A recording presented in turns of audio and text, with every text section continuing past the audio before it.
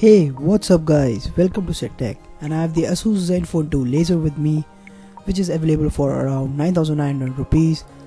I will leave the link down in the description below. Please use my link if you are planning to buy this device. Now let's go ahead and unbox this device. Now we will slide out the box, and as you can see at the top we have the device itself. Let me pull that out, and it looks good. And let's see what we have got inside. Now let's see what else we have got inside. Let me remove that. So as you can see, we have some manuals, and below that we have the standard wall charger, Asus branding. Looks good. No fast charging. And we have a USB cable, standard USB cable, micro USB to USB. We don't have earphones. I don't know why these vendors do not include earphones in their packaging.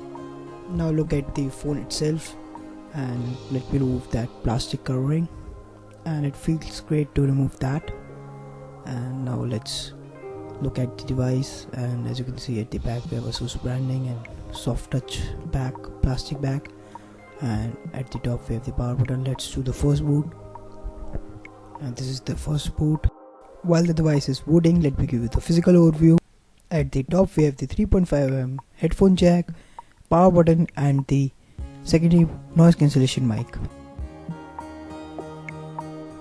At the bottom we have the micro USB port for charging and data syncing, along with the main microphone.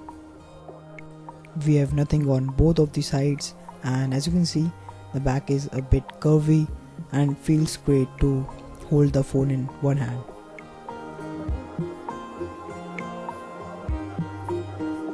At the back we have the 13 megapixel rear camera with LED flash and laser autofocus. We also have the volume controls at the back and Asus branding. Going down we have the Zenfone branding along with the main speakers.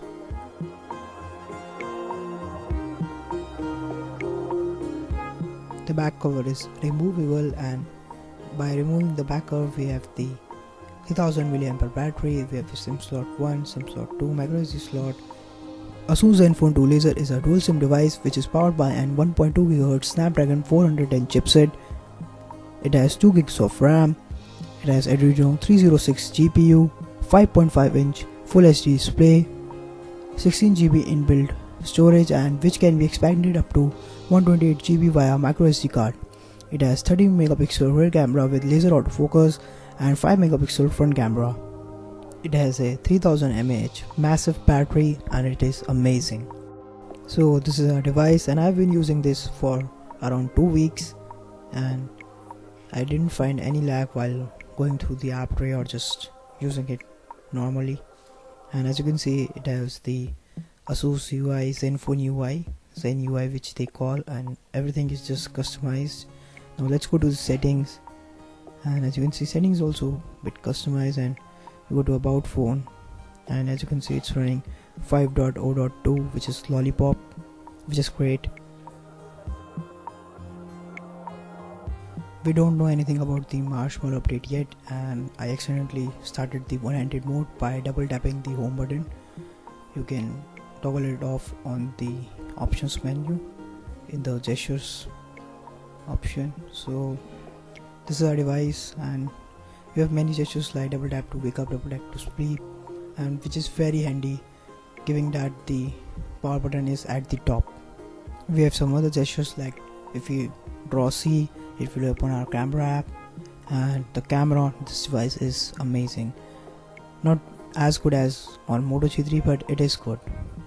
I will talk about the camera a bit later. And now let's go to the settings again and check what storage we have got. So let's go to app or storage, yeah, and as you can see we have around 10.5 gigs storage available out of that 16 gig, which is very good. And you can also install the micro SD card for your media consumption, and you can even transfer some apps to the SD card. Thanks to the 2 GB of RAM, multitasking with this device is amazing. I don't find any lag while switching between the apps, even if I've opened so many apps, as you can see right here. So if I open music, as you can see, it just opened in a bit of second. So it's amazing. And as you can see, 5.5-inch display on this Asus Zenfone 2 laser is amazing. Colors are accurate, everything is good, viewing angles are great, and you will enjoy playing games and watching movies on this device.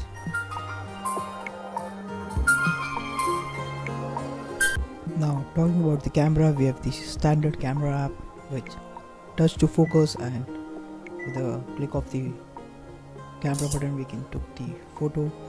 We also have flash or flash on options, and let's take a picture. Just click it. Now let's go to pics, and this is the picture we took, and as you can see the details are amazing. Picture is good, and I've also taken a pic of my laptop, which is also very good. Talking about the camera app mode, we have many modes and many settings, and if you go to setting, as you can see we have white balance, ISO, we can just toggle between them, and we can even choose the camera resolution. And if you go to the video, we have the slow motion video, and we can choose the video quality. We have 1080p, full HD, and we have other resolutions also. Video stabilization is only available at 720p, which is kind of a drawback. These are some sample images taken by me, and we have my Redmi 2 image, and as you can see picture is very good. We have without flash and the same image with flash. The flash is also great in this device for low lighting conditions, and another image without flash and then with flash, though this image looks better without flash.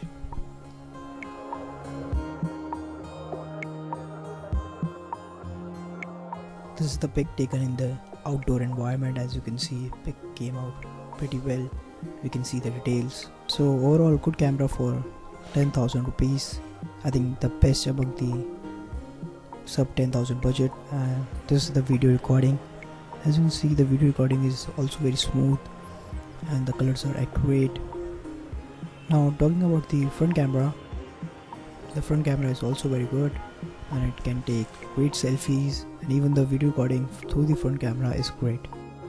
Guys, I'm recording this part of the video through the front camera of the Asus Zenfone 2 laser, and as you can see the video quality is amazing, but the sound quality is not that great.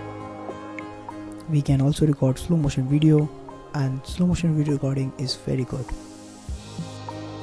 So overall for 10,000 camera is good, not as good as Moto G3, but you are also getting 2,000 less.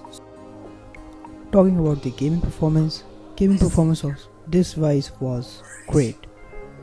I didn't find any lag while playing normal games and heavy games like Dead Trigger 2, Asphalt 8, Subway Surfer, Temple Run, Mortal Kombat 3 and other games. Though I find some lag in Nova 3 and a bit in Mortal Kombat, but it is acceptable. So overall gaming performance on this device is great. The only con I think is with the speakers. The speakers are not that loud, and as they are placed on the back, you may end up sometime covering them also. But overall gaming performance, gaming is great, but speakers are a downside. And even though I did gaming for around 30 minutes to an hour, I didn't find any heating issues on the phone. It does get a bit warm, but no heating issues, and that is amazing. Nowadays phones are heating up like hell, so great job Asus. Talking about the benchmark score, I got 26,521 on Antutu benchmark test. Though I don't consider benchmark score while choosing a device, but I have to show it, so there is the benchmark score. So now let's come to the conclusion. Talking about the display is very good. The battery life is amazing. Overall performance on this device is good. Camera is also good, but not as great as Moto G3 or even as Mi 4. but for the price point it is very good. Now talking about the speakers, this is the only downside I found with this device. So speakers are not that great, and I also didn't like the odd placement of the power button, though we have double tap to wake up and other gestures, but I don't find power button at the top very useful.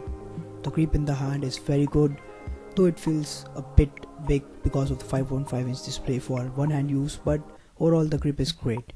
The volume rockers placement is also good at the back, you can easily reach them. The audio quality via the 3.5 headphone jack was also good. So overall, for 10,000 this device is amazing. But Xiaomi is also going to release the Redmi Note 2, and I don't know how that device will perform, but you can also wait for that. Overall, for 10,000 this device is amazing, you should buy it, and if you can spend extra 2 or 3k, then you can always go to the Moto G3. This is it guys. Do tell me in the comments below what you feel about this device and about my video. Hit the like button and do subscribe to my channel. This is Siddhant signing off. Keep smiling.